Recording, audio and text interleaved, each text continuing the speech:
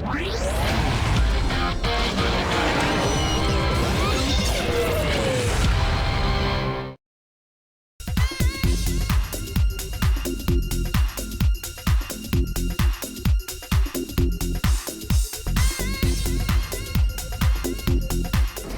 to a new Scuderia Ferrari racing news. After the podium in Monte Carlo, the Scuderia is ready for the Canadian Grand Prix. We listen to Pat Fry, director for the chassis, and Luca Marmorini, engine and electronics director.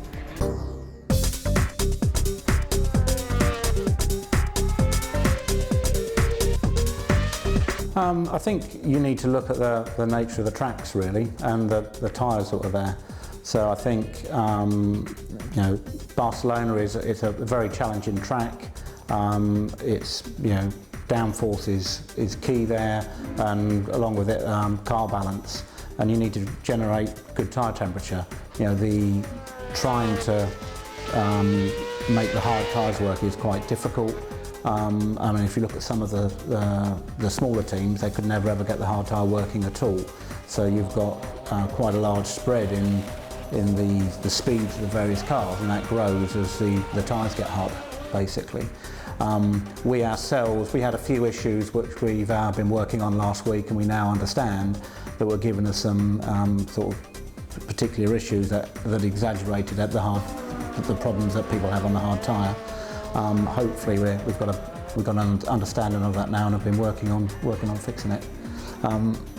When you move to Monaco, it's quite a specific track. Again, you want as much downforce as you can. Efficiency doesn't really matter. And the way you drive Monaco is always different. So you're not attacking the corner entries as hard. It's more about being safe at the corner entries, fixing the mid-corner understeer and good traction. So you can change the setup of the car accordingly. And I think that the engineers did a good job this weekend or last weekend, and we were reasonably on top of the car balance all the way through the weekend. In qualifying we struggled a little bit. Again, we analysed that on Saturday night and knew the problems we had. So race-wise, I mean, it would have been better if we had started further up the grid. But very good start again, and once you're there, Monaco is a bit of a procession really. So if you're not at the front, you're always struggling. So the pace of the car is reasonable, and it's not that hard a circuit in terms of tyres, and there were the soft and super soft tyre there, which makes it a lot easier. I think it's certainly going to be a challenging race. In a way, it's a bit like Monaco, I suppose, where it's all about traction and braking. So the braking is always a challenge there, compared to Monaco. But for the traction and how the car uses the tyres at the corner exit will be very key for how quickly the rear tyres wear out. It's the same two compounds again as has been in the past, but if anything, I think it'll be slightly less trouble than last year because the compounds are that little bit harder. I suppose I was actually more surprised by the variation of strategies in Monaco, to be honest. I mean, I think the soft tyre, so the prime tyre did last quite well in Monaco. I think Vettel was pushing it to the limit what he did, and fortunately for him there was the red flag at the end of the race, because I'm sure those last few laps would have been quite a challenge for him. Barcelona, I think it's a very aggressive circuit on tyres, so you're always going to wear the rears and the left front out, because that's the nature of that track. In winter testing, the tyres maximum would have lasted 12 to 15 laps really, I suppose. That's as much as we got out of a set of tyres there. So that was always going to be a multi-stop race. The surprising thing in Monaco was some people intentionally free-stopping, which was more of a surprise to me than the fact you could actually get through on a one-stop really. It was always, for me, between a one and a two stop, depending how brave you wanted to be. A more sensible one-stop approach in Monaco would have been, get into sort of lap 28 or so, then I think it would have been a safe one-stop race. But you know, stopping on lap 16 or whatever we did was obviously more of a challenge. Well, we're always trying to optimise the car's aero performance and maximise that. So we always end up, you know, running the brakes very hot at most circuits anyway. You know, Montreal is obviously quite extreme. It's Montreal and Singapore are like the two hardest circuits we go to for brakes. But I expect, you know, I expect a lot of other teams have a brake dyno where we will take last year's, you know, a corner off last year's car. We'll run that through last year's cycle to braking cycle to tune the cooling levels of the test rig. We'll then put on this year's uprights and run through again, you know, obviously accounting for the different energy levels that we're expecting to try and see how safe we are, work out where the safety limits are and how much margin we've got. It's, you know, as normal, there's a constant stream of updates really, so there's a few different parts coming through, you know, a few little bits on the diffuser and a few bits on the rear wing. So yeah, a reasonable performance step hopefully if everything works to plan. Well, hopefully, yeah, hopefully we're still closing the gap on all the other teams really. I mean, I'd say it's, you know, there's not been a lot of time between Monaco and Canada, but you know, the nature of the tracks, that they are relatively different from what you need in terms of aero. So you know, we've got specific rear wings that will just for that circuit, and then it's just a normal sort of push to try and get downforce on the car. So hopefully the gap's closing.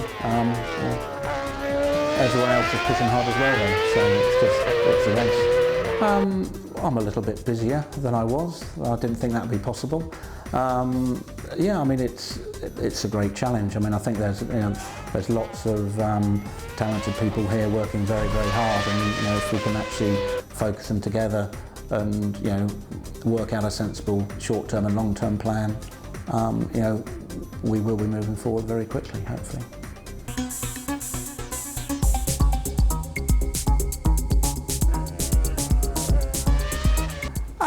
It's true that people normally tend to say that Montreal is a very important track for engine. I would say it's not technically true. I would say it's important, but the power of the engine is not as important as in Monza or Spa. It's similar to a track like Malaysia or Brazil.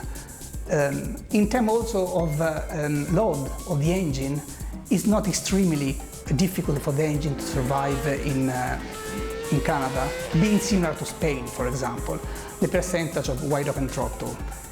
In terms of fuel consumption as well, we would say we still consider very important Canada for fuel consumption, but this is coming from the period where refueling was allowed. At that time it was very important to have a single pit stop in Canada, and to make the first pit stop extremely late during the race, we had to put a very big fuel tank for this.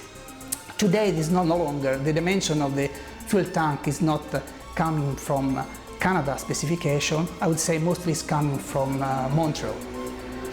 from Melbourne. KERS is very important for lap time, and I would say a good usage of KERS can give you a reduction of 0.4 seconds per lap. But in terms of overtaking chances, it doesn't increase a lot. Even having more than 80 horsepower for 6 seconds, normally it's very difficult to overtake the car in front of you. But using KERS and DRS, so the reduced rear wing drag, that is possible to overtake the car in front of you. It's very interesting anyway to see, like this year, the usage of KERS has been very effective to reduce the chance to be overtaken. And in some races you have seen a driver that with a clever usage of KERS has allowed them not to be overtaken, even the car on the rear could activate the DRS. I think that today every Formula 1 engine has been designed for at least being used for 3 races. Sometimes you may use it for 2 or 4, depending on your strategy, but the engine has to do 3 races, and typically the performance drop is extremely low. This is also thanks to the development that we have done with partners like Shell on fuels and lubricant. So normally the driver hardly feel any difference at the third race. What is changing that the engine life has to be longer than the 3 races, because then it has to be used for free practice. During free practice we apply all our best to reduce the engine load, to be sure that the engine can survive more than 2,000 kilometers. At that time, during free practice, definitely the driver can feel some different. I'm very happy to be able to talk a little bit about electronics.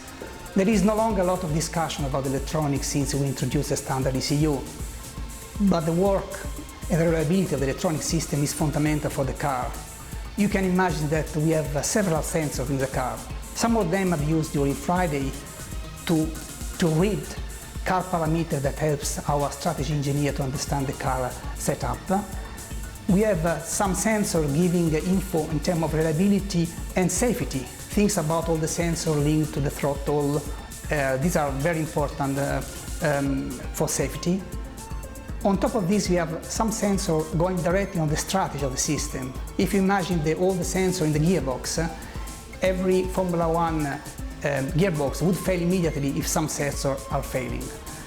On top of this, since we introduced the KERS, a new kind of electronic has been part of the Formula One. We call it power electronics, means electronics dealing with high performance. This has been a new item for Formula One electronic specialists, but it is a very interesting and important area of car performance. The team is moving overseas. How is the whole thing organized? Massimo Balocchi, Head of Logistics.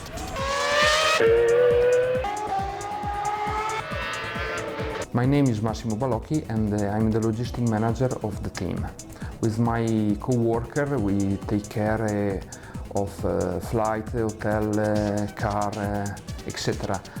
In practice we attend all the needs the team has. The needs of the team can be divided into main sectors: the team personnel and the equipment and materials. For each race there are 47 people for the car work and around 28-30 people for the other job, as press or marketing, logistic or hospitality. For the European race, the team fly all together from Bologna because we organize a charter. Instead, for the extra European race, the team fly with commercial flight, and the departures are different depending on the role of each team member.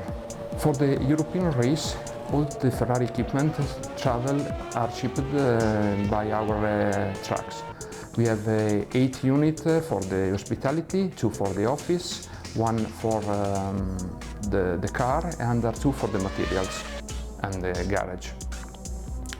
For the extra-European race, the material are shipped by charter organized by FOM from Frankfurt around 10 days in advance of each event. Ferrari ships 30 tons, more or less, for regarding equipment and material for the F1 car.